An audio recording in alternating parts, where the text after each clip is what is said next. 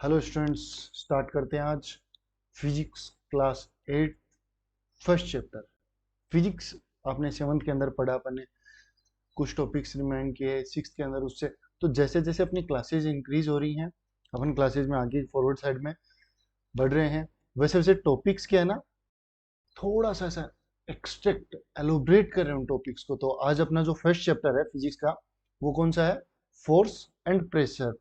तो फोर्स के बारे में तो ऐसा फिफ्थ से एक ही डेफिनेशन याद करते आ रहे हैं कि whenever we are activity in doing push and pull is called force। जब भी मैं कोई भी एक्टिविटी परफॉर्म कर रहा हूँ पुश और पुल की, तो वो क्या होगा? मेरा फोर्स कहलाएगा। Exactly exactly। और एक साथ में अपने पास वर्ड और है प्रेशर। अब ये प्रेशर क्या है? फोर्स को ही प्रेशर की वर्ड्स में डिफाइन करेंगे कि जैसे फोर्स अप्लाई करते हैं तो कई बार होता है किसी ऑब्जेक्ट को, जैसे कोई अलमीरा है, मैं पहले उसको अपने एक सिंगल हैंड से पुश करता हूँ, देन मैं उसको डबल हैंड से पुश कर रहा हूँ, फिर भी नहीं मूव हो रही, तो मैं अपना पूरा बॉडी वेट उस पर शोल्डर टच करके मैं फिर पुश कर रहा हूँ। तो ये जो आप उस किसी भी सरफेस से कॉन्टेक्ट एरिया के टच हो रहे हो, वही जो फोर्स अप्लाई कर रहे हो, और जितना सरफेस से टच हो रहे हो, वही आपका क्या हो जाएगा? उस पर प्रेशर। तो अपने थोड़ा सा देखा, अब फोर्स को एक बार डेप्थ में देखते हैं। फोर्स क्या है? Force is define as a push और pull acting on an object. कोई भी ऑब्जेक्ट है, उस पर कोई एक्शन हो रहा है, पुश और पुल की एक्टिविटी हो रही है, मैं कोई ऑब्जेक्ट को पुल कर रहा हूँ, कोई भी ऑब्जेक्ट को पुश कर रहा हूँ, तो मैं बेसिकली क्या परफॉर्म कर रहा हूँ? मैं फोर्स को परफॉर्म कर रहा हूँ। किसको? फोर्स को। ओके ओके, ठीक है। तो अब इसको समझते हैं। सबसे पहले क्या है मेरे पास? Force is define as a push और पुल। कोई भी एक्टिविटी, अगर पुश की एक्टिविटी कर रहे हैं, ठीक है, और अगर मैं पुल की एक्टिविटी कर रहा हूँ, पुश धक्का दे रहे हैं, पुल खींच रहे हैं, अगर दोनों में से कोई भी एक्टिविटी परफॉर्म कर रहा हूँ, तो वहां बेसिकली क्या अप्लाई होगा? Force. It means when ever something move, force must be involve. कोई भी ऑब्जेक्ट मूव हो रहा है, अपनी पोजीशन को शिफ्ट कर रहा है, तो वहां पे 110% मेरे पास क्या अप्लाई होगा? फोर्स। जैसे अपने मूविंग ऑब्जेक्ट्स की बात की थी, मोशन के अंदर मूविंग ऑब्जेक्ट्स की बात की थी, 7th क्लास में देखा अपन ने। तो जैसे ये एक अपने पास बाइसिकल है, एग्री? अगर ये यहाँ पे स्टैंडिंग रेस्ट पोजीशन में है, दीवार के पास में या स्टैंड के पास, ये अपनी स्टैंड पे है, तो क्या ये मूव कर रही है? नहीं, तो इस पे कोई एक्सटर्नल फोर्स अप्लाई नहीं हो रहा अभी। लेकिन सबसे पहले आप स्कूल के लिए रेडी होते हैं, साइकिल लेते हैं, और फिर पेडल्स पे क्या करते हैं? फोर्स अप्लाई कर रहे होते हैं। तो जब यहाँ फोर्स अप्लाई करते हैं, तब ये फॉरवर्ड डायरेक्शन में क्या होती है? मूव होती है। एग्जिट। जब अपन किसी भी ऑब्जेक्ट पे फोर्स अप्लाई करते हैं, तब वो मूविंग कंडीशन में आता है। चाहे आप उस पे इंजन जैसे एक्सीलेट करते हैं, तो वहां भी एटलीस्ट इंजन के थ्रू आप क्या कर रहे हैं? फोर्स अप्लाई कर रहे हैं। और किसी भी पेपर को फोल्ड कर रहे होते हैं, तो उसकी शेप एंड साइज चेंज कर रहे होते हैं। अपनी पूरे चैप्टर में डिटेल्स में पढ़ेंगे कि जैसे जो फोर्सेज होते हैं, वो अपन बहुत टाइप के होते हैं, कि अपन कौन कौन से फोर्सेज से क्या कर सकते हैं। स्पीड स्लो कर सकते हैं, स्पीड इंक्रीज कर सकते हैं, एक्सीलेट कर सकते हैं, डी एक्सीलेट कर सकते हैं, डायरेक्शन चेंज कर सकते हैं, मूवमेंट्स, जिसको मूवमेंट चेंज बोलते हैं, डायरेक्शन चेंज कर सकते हैं, और उसकी शेप चेंज कर सकते हैं, साइज चेंज कर सकते हैं। ये जितने भी टाइप्स होंगे, या कोई भी ऑब्जेक्ट की जितनी भी एक्टिविटीज होंगी, इनमें सब भी क्या एंगेज होता है?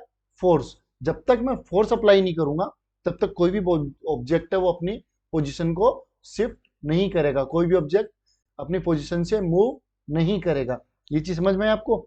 कि जैसे यहाँ देख रहे हैं एक बॉक्स है, तो यहां से मैं बॉक्स को क्या कर रहा हूँ? पुश कर रहा हूँ।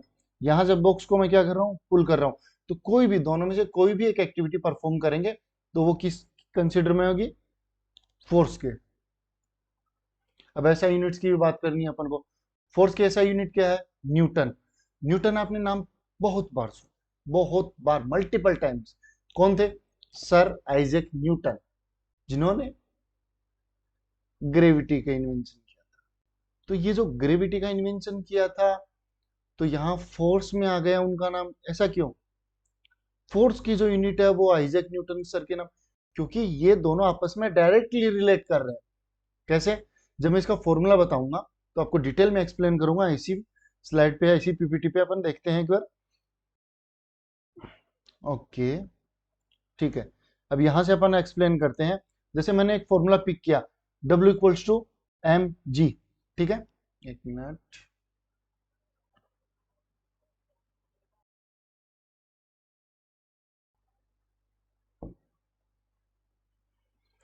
जैसे W इक्वल टू mg, तो W क्या है यहाँ पे? फोर्स।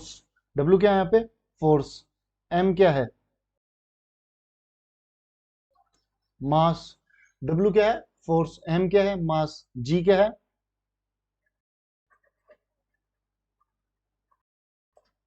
ग्रेविटी। एग्री?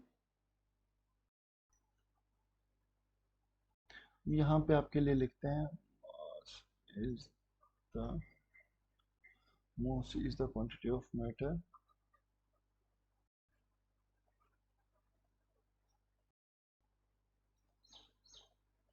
ये क्या है? Mass is the quantity of matter. Mass is the quantity of matter, किसी भी ऑब्जेक्ट की जो क्वांटिटी होती है, जो उसकी रियल क्वांटिटी होती है, उसको क्या बोल सकता हूं मैं? मास।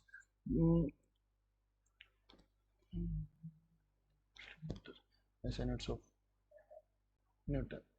जैसे आपने सबसे पहले डिस्टेंस देखा था, सेवंथ में आप डिस्टेंस देख के, डिस्टेंस की ऐसा यूनिट क्या थी? मीटर। टाइम की ऐसा यूनिट्स क्या थी? सेकेंड। वैसे ही अगर मैं फोर्स की ऐसा यूनिट्स की बात कर रहा हूं, फोर्स के ऐसा यूनिट्स की बात कर रहा हूं, तो ये क्या होगी? न्यूटन। और उसको शॉर्ट फॉर्म में क्या लिखेंगे? Capital N. आपको ऐसा यूनिट्स के बारे में कुछ पॉइंट्स अलग से बताएं। जैसे अगर मैं ऐसा यूनिट्स की बात करता हूं, तो उनके लिए दो तीन छोटी छोटी चीजें ध्यान में रखनी होती है कि कभी भी ऐसा यूनिट्स को कैपिटल लेटर में मेंशन नहीं करना होता। ऑलवेज, ये ऑलवेज नहीं आएगा यहाँ। कुछ ऐसे 95% ऐसा यूनिट्स को कैपिटल लेटर्स में नहीं करते अपन इंडिकेट। क्यों नहीं करते? क्योंकि अगर मैं ऐसा यूनिट्स को कैपिटल लेटर में इंडिकेट करूंगा, तो उसके लिए एक स्पेसिफिक क्राइटेरिया है कि मेरे को साइंटिस्ट के नाम पे देखना होगा। जिन ऐसा यूनिट्स को साइंटिस्ट को रिप्रेजेंट किया गया, जैसे पास्कल, पास्कल है तो पी ए से मेजर करते हैं, तो पास्कल किनका है? साइंटिस्ट का नाम है। अगर मैं न्यूटन की बात करता हूँ, न्यूटन किसका नाम है? साइंटिस्ट का नाम है। तो इनकी यूनिट्स को किससे मेजर कर रिप्रेजेंट करते हैं? कैपिटल लेटर से। बाकी मीटर, टाइम, ठीक है, और बहुत सारी अपने पास यूनिट्स मिलेगी, किलोग्राम, ग्राम, सेंटीमीटर, ये सारी की सारी जितनी भी यूनिट्स इनको किससे मेजर करते हैं? स्मॉल लेटर से। एग्री? ठीक है। और बाकी ऐसे यूनिट्स पे चार पांच पॉइंट्स थे, वो सिक्स क्लास में आए थे आपके। कभी दोबारा हो तो मैं रिवाइज करवा दूंगा आपको। ठीक है। तो फोर्स की यूनिट क्या होती है? Newton. Mass is the quantity of matter present in the object. Mass है, वो क्या होता है? किसी भी ऑब्जेक्ट का मास जो है, आप उसको वेट मत कंसीडर कीजिए। वेट और मास में बहुत डिफरेंस है। जैसे मास जो होता है वो उसका रियल क्वांटिटी होती है। कोई भी आप मशीन है, वेन मशीन है, वेन मशीन के ऊपर जब आप स्टैंडिंग ऑब्जेक्ट में, मैं आपको समझाता हूँ, ठीक है, सुनिए। जब भी आप किसी भी वेन मशीन है उस पर आप वेट कैलकुलेट करते हैं। एग्री? तो अगर मैं इस ऑब्जेक्ट को ऊपर से ड्रॉप कर रहा हूं, तो क्या है? डाउन साइड में जा रहा है। किसकी वजह से जा रहा है? ग्रेविटी। किसकी वजह से जा रहा है? ग्रेविटी। तो इसका मतलब इसमें नीचे की साइड में एक फोर्स अट्रैक्ट कर रहा है इसको। कौन सा? Gravitational force. अर्थ क्या? Gravitational force. इसके ही अल्टरनेट अगर मैं बोलता हूं कि मैं किसी भी वेन मशीन के ऊपर खड़ा हूं, मैं किसी भी वेन मशीन पे खड़ा हूं, तो इसको एक बार ऑब्जर्व कीजिएगा एक अलग थॉट प्रोसेस से, कि जब भी मैं वेन मशीन के ऊपर खड़ा हूं, क्या मैं उस पर कोई फोर्स अप्लाई कर रहा हूं? क्या मैं उस पर कोई फोर्स अप्लाई कर रहा हूं? बिल्कुल कर रहे हैं। कैसे? क्योंकि मेरी बॉडी के ऊपर एक ग्रेविटी अप्लाई हो रही है। ग्रेविटेशन फोर्स अप्लाई हो रहा है किसकी बिहाफ पे? अर्थ। अर्थ का जो ग्रेविटेशन फोर्स है वो टुवर्ड द अर्थ होती है, toward the centre of the earth. किसकी तरफ होता है? अर्थ की सेंटर की साइड में। तो अगर मैं अर्थ की सरफेस पे एक वेन मशीन रखता हूं और उसके ऊपर खड़ा होता हूं, तो वो जो मेरा कैलकुलेट करके देते हैं, क्या वो मेरा वेट है? क्या वो मेरा मास है? वो मेरा प्रोडक्ट होगा मास और ग्रेविटी का। उसी को मैं कैलकुलेट करके क्या बोलता हूं? वेट। कुछ समझ पा रहे हैं इस चीज को? एग्जाम्पल लेके समझाते हैं इसको।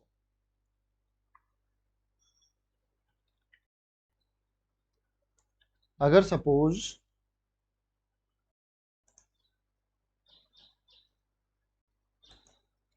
जैसे F equal to M G, पहले यहां देखिए, F क्या है? फोर्स। M क्या है? मास। जी क्या है, ग्रेविटी। एफ क्या है, फोर्स। एम क्या है, मास। जी क्या है, ग्रेविटी। ये चीज समझ आए? ठीक है।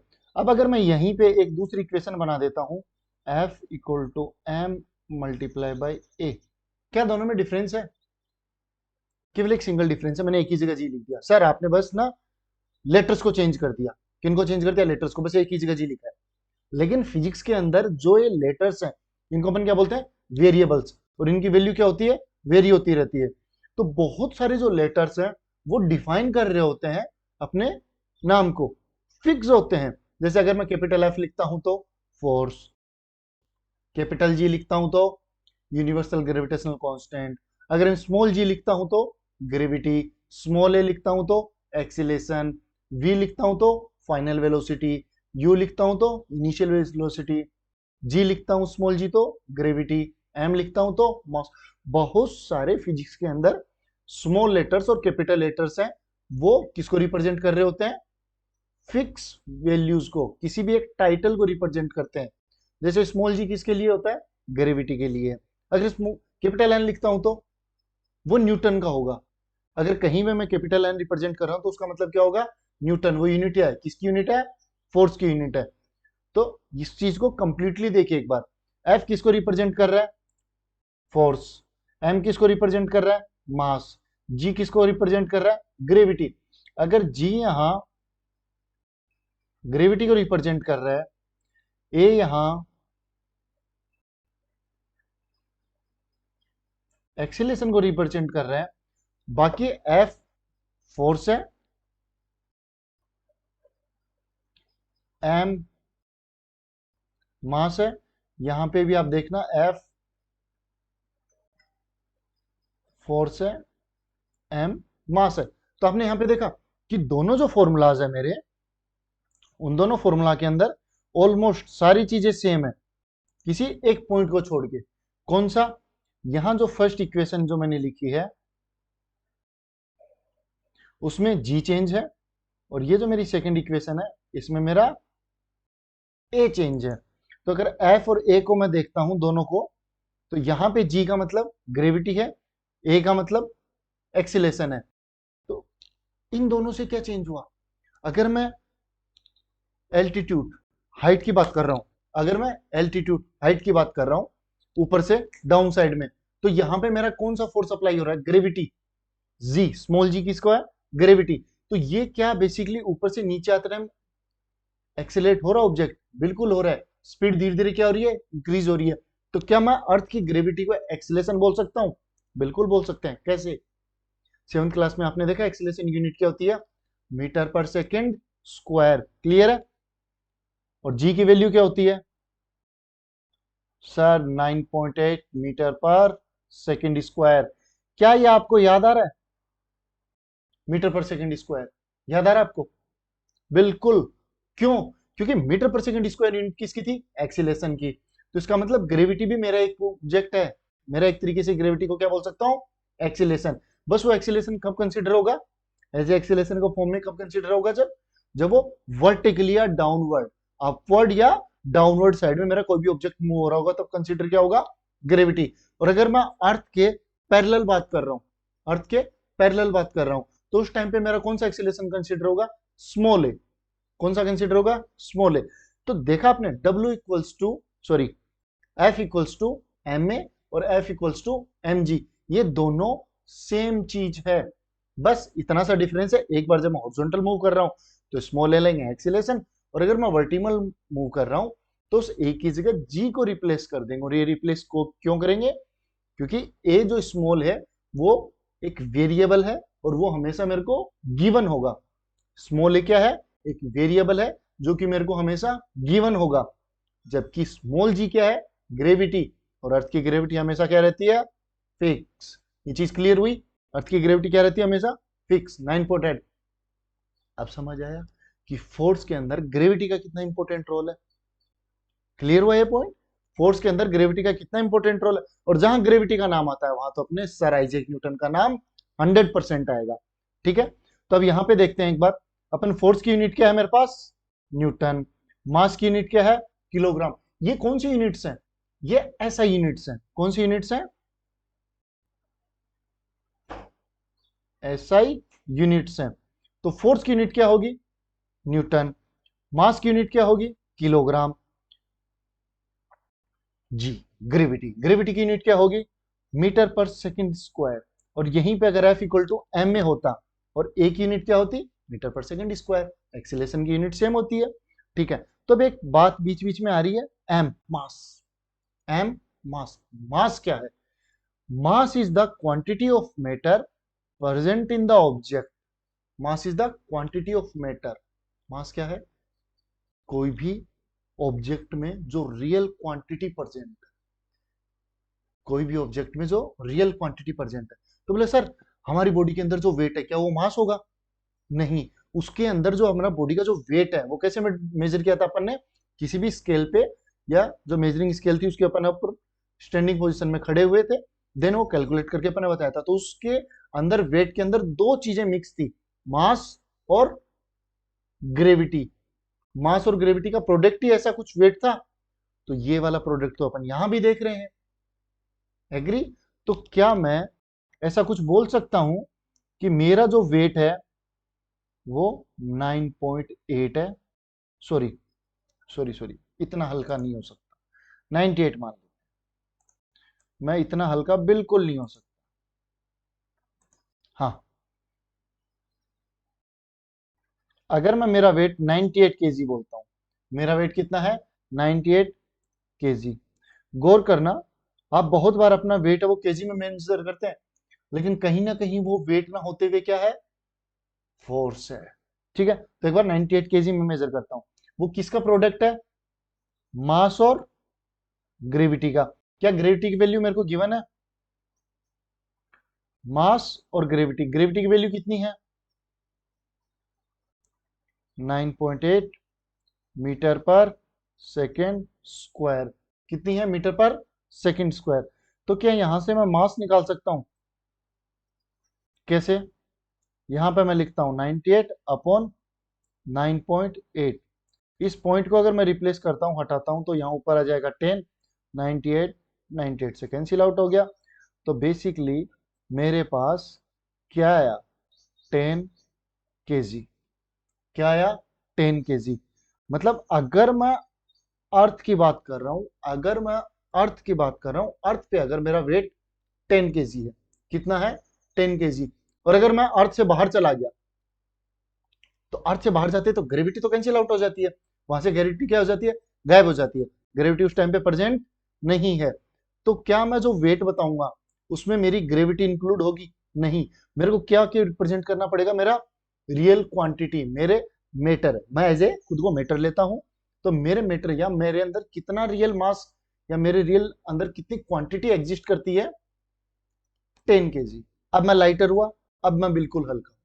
ओके, तो मेरा मास अगर यहाँ 10 केजी, मैं आगे कुछ स्लाइड्स में या आगे कुछ जो पेजेस अपन पढ़ेंगे नेक्स्ट क्लासेस में, एक जगह अपन लेंगे मून का मास भी लेंगे एक बार।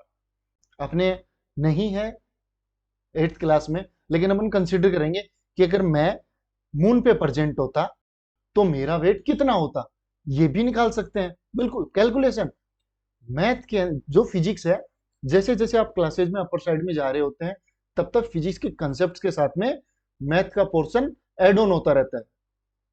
फिफ्थ सिक्स की बात करते हैं तो फिफ्थ में बिल्कुल नहीं है, 10 to 15% सिक्स में एड ऑन होता है। अगर मैं 7th क्लास की बात कर रहा हूं तो उसमें 20% एड ऑन होता है। 8th में 20 to 25 है। 9th 10th में 30 35 40% तक आ जाता है। +1 +2 में तो आपके पास बहुत सारे न्यूमेरिकल्स मिलेंगे। तो जो कंसेप्चुअल पार्ट है फिजिक्स का, वो अपन को इन्हीं क्लासेज में सीखना है, 7 8 9 10th। एग्री? जैसे ग्रेविटी के कॉन्सेप्ट्स हो गए, वो धीरे धीरे मैं आपको समझाता चल रहा हूँ। मोशन के कॉन्सेप्ट्स हो गए, अब 6 7th में 2 साल मोशन पढ़ के आए हैं, जो डिटेल में अपन को न्यूमेरिकल्स परफॉर्म करने हैं, या कुछ कंसेप्ट्स रिमेनिंग रह गए मोशन, वो अपन 9th में स्टडी करेंगे। तो अभी अपन क्या देख रहे हैं कि जो मास है वो फोर्स के अंदर भी एग्जिस्ट कर रहा है, और वही मास किससे रिलेट करता है? ग्रेविटी से। तो फिजिक्स के हर एक चैप्टर एक दूसरे से कहीं ना कहीं थोड़ा थोड़ा कनेक्टेड है। तो अब आपको समझ आया सर आइजैक न्यूटन का नाम फोर्स के अंदर क्यों आया। ठीक है, अब यहां पे एक यूनिट और आती है, डाइन। Dine, DYNE। ये क्या है? ये भी फोर्स की एक दूसरी यूनिट है। ठीक है, जहां आप अपन ये देख पा रहे हैं, अब देखना यहाँ पे जो डाइन यूनिट है वो मैंने किस में लिखा, स्मॉल लेटर्स में, स्मॉल लेटर्स में। क्लियर है चीज? जबकि यहीं पे मैं अगर एन लिख रहा हूं तो एन में कैपिटल लेटर्स में लिख रहा हूं। क्यों? क्योंकि ये साइंटिस्ट के नाम पे है। डाइन मेरी सीजीएस यूनिट्स हैं, इनके बारे में अपन नेक्स्ट क्लास में डिटेल में पढ़ेंगे कि सीजीएस एमकेएस यूनिट्स क्या होती है। बस अभी आप ऐसा यूनिट्स पे ध्यान दीजिए, क्योंकि लास्ट ईयर आप आर्बिट्रेरी यूनिट्स पढ़ गए हैं, एमकेएस यूनिट्स पढ़ गए हैं, थोड़ा सा ऑब्जर्वेशन आपने लिया होगा कि ऐसा यूनिट्स क्या होती है, आर्बिट्रेरी यूनिट्स क्या होती है। अगर आपको क्लियर नहीं है तो मैं कमेंट सेक्शन में मेंशन कर दूंगा, 7th क्लास के कुछ वीडियोस देखिए फर्स्ट चैप्टर के, क्लियर हो जाएगा आपको वो पॉइंट भी। ठीक है? तो relation between Newton and dyne. अब डाइन भी क्या है, एक फोर्स का ही यूनिट है। फोर्स की क्या है, अनदर यूनिट्स है। जैसे किलोग्राम और मीटर था, तो अगर मैं पूछता था कि 1 kg equals to how many meters, तो आप कितना बोलते थे, 1000 मीटर्स। 1 किलोग्राम के अंदर कितने मीटर्स होते हैं, 1000। तो वैसा ही सेम अगर एक यूनिट को दूसरे यूनिट में कन्वर्ट करते हैं तो कुछ रिलेशन तो रहता है उनका, एग्जैक्टली कुछ रिलेशन मिलता है।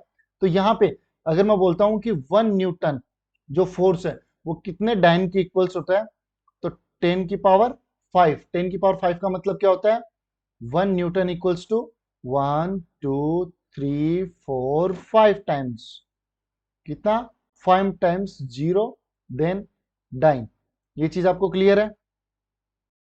तो 1 न्यूटन फोर्स कितने के डाइन के equals to 10 to power 5 dyne के। ये चीज समझ में आई आपको? ओके।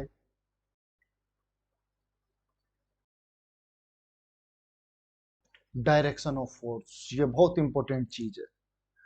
डायरेक्शन ऑफ फोर्स बहुत इंपॉर्टेंट है। कैसे? अगर जैसे the direction in which an object is pushed और pull is called the direction of force.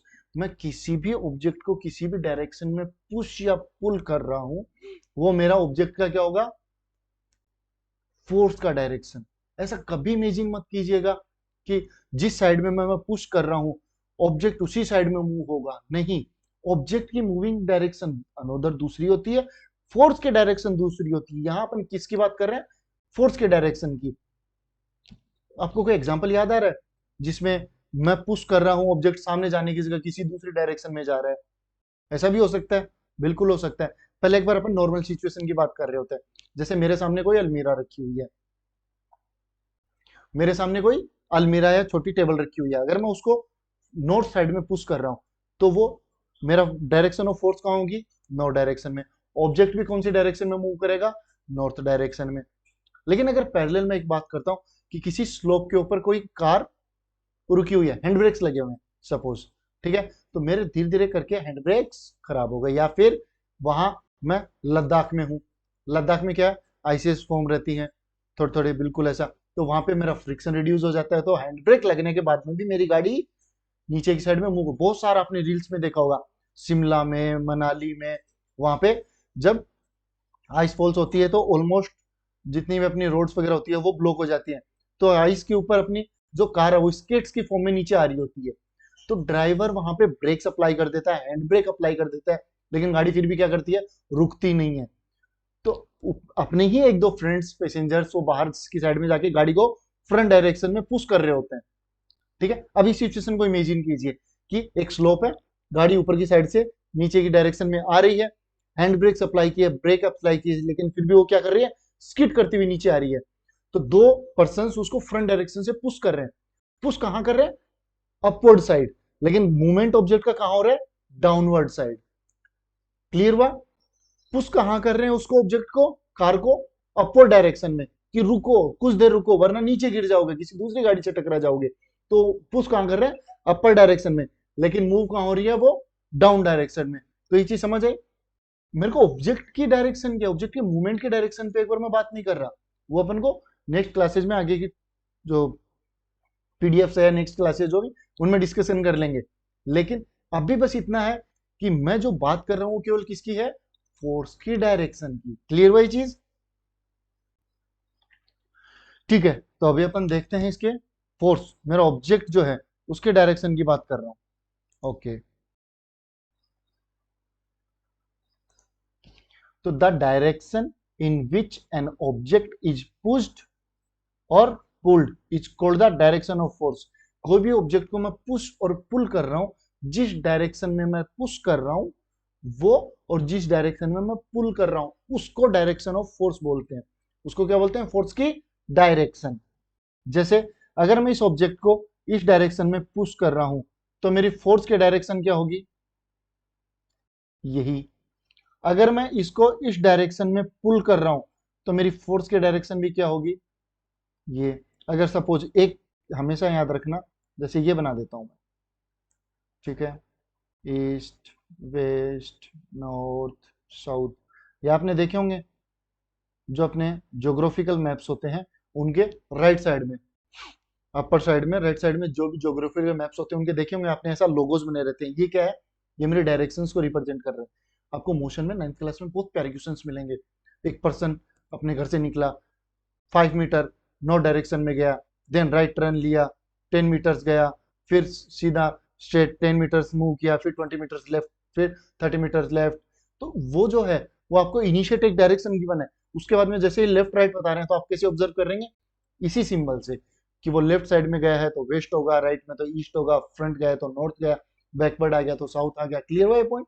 तो इसको हमेशा ऐसा याद कीजिए और एक साइड में कॉर्नर में फॉर्म कर लीजिए। तो अगर मैं किसी भी ऑब्जेक्ट को क्या कर रहा हूँ? पुश कर रहा हूँ। ऑब्जेक्ट को पुश कर रहा हूँ तो जो पुश की मेरी डायरेक्शन होगी वही मेरी फोर्स की डायरेक्शन होगी। अगर मैं यहाँ से फोर्स कर रहा हूँ, पुल कर रहा हूँ, तो जो मेरी पुल की डायरेक्शन होगी वही मेरी क्या होगी? फोर्स की डायरेक्शन होगी। जैसे ये कोई ऑब्जेक्ट हो गया, ऑब्जेक्ट ए, ऑब्जेक्ट बी, तो ऑब्जेक्ट जो ए की डायरेक्शन है,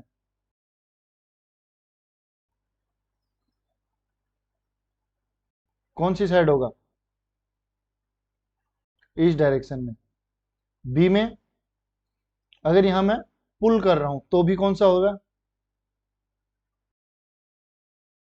अगर यहां से मैं इस डायरेक्शन से पुल कर रहा हूं, इस डायरेक्शन में पुल कर रहा हूं, तो मेरी फोर्स की डायरेक्शन क्या हो गई? सेम। अगर मैं पुश कर रहा हूं इस साइड में तो डायरेक्शन क्या हो गई मेरी? सेम। ये चीज क्लियर हुई? ठीक है। तो आज अपने थोड़ा सा बेसिक किया फोर्स का, अपने फोर्स का आज कुछ बेसिक किया। F equal to M A समझा, F equal to M G समझा। अपन ने ये देखा कि ग्रेविटी ही एक्सीलरेशन का एक दूसरा अनोदर फॉर्म है। अगर मैं ए लिखता हूं तो वो एक तरीके से हॉरिजॉन्टल एक्सीलरेशन माना जाता है। अगर मैं जी लिखता हूं तो उसको वर्टिकली ग्रेविटेशन या वर्टिकली एक्सीलरेशन माना जाता है। ये पॉइंट्स क्लियर हुए? अगर इनमें से कुछ नहीं समझ आ रहा तो आप मेरे को कमेंट में मेंशन कर दीजिए। बाकी अगर आपको मेरी टीचिंग स्टाइल पसंद आ रही हो तो शेयर कीजिए, लाइक कीजिए एंड सब्सक्राइब कीजिए। ओके, थैंक यू स्टूडेंट्स, मिलते हैं नेक्स्ट क्लास में।